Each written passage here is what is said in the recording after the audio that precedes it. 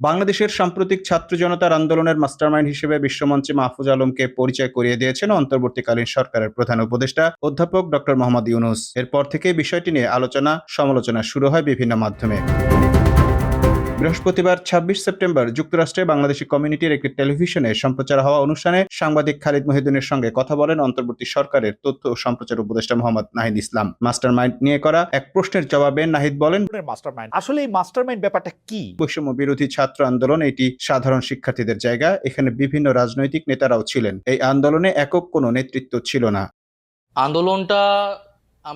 এই আন্দোলনটাকে এখন আমরা বলতেছি যে এটা একটা লিডারলেস মুভমেন্ট, যে আন্দোলনে আসলে কোনো একক নেতৃত্ব ছিল না। সাধারণ মানুষ এটাকে এগিয়ে নিয়ে গেছে। একটা সময় আন্দোলন পরিচালনা করতে অনেকেই বুদ্ধি পরামর্শ দিয়েছেন। এক্ষেত্রে যার কথা বলা হয়েছে তিনি বিশেষভাবে আমাদের পরামর্শ দিয়েছেন। তিনি বলেন, তিনি মাহফুজ আলম বা আমরা কেউই এই মাস্টারমাইন্ড শব্দের সঙ্গে একমত নই। অনেকেই শব্দটাকে হয়তো ভালোবেসে ব্যবহার করেছেন।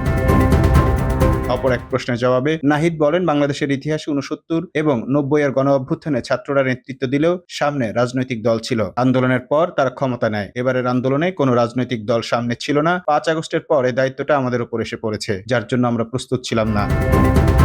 বাংলাদেশের সাম্প্রতিক ছাত্র জনতার আন্দোলনের মাস্টারমাইন্ড হিসেবে বিশ্বমঞ্চে মাহফুজ আলমকে পরিচয় করিয়ে দিয়েছেন অন্তর্বর্তীকালীন সরকারের প্রধান উপদেষ্টা অধ্যাপক ডক্টর মোহাম্মদ ইউনূস। এরপর থেকেই বিষয়টি নিয়ে আলোচনা সমালোচনা শুরু হয় বিভিন্ন মাধ্যমে।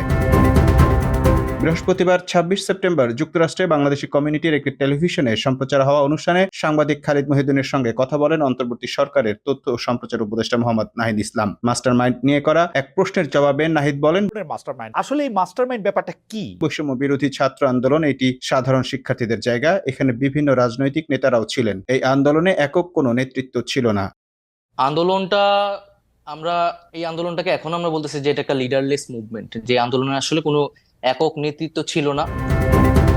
সাধারণ মানুষ এটাকে এগিয়ে নিয়ে গেছে। একটা সময় আন্দোলন পরিচালনা করতে অনেকেই বুদ্ধি পরামর্শ দিয়েছেন। এক্ষেত্রে যার কথা বলা হয়েছে তিনি বিশেষভাবে আমাদের পরামর্শ দিয়েছেন। তিনি বলেন, তিনি মাহফুজ আলম বা আমরা কেউই এই মাস্টারমাইন্ড শব্দের সঙ্গে একমত নই। অনেকেই শব্দটাকে হয়তো ভালোবেসে ব্যবহার করেছেন।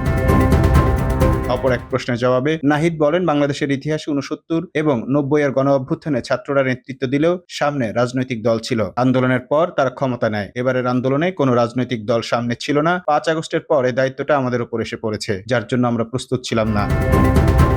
Mamun Mahfuz, time news desk.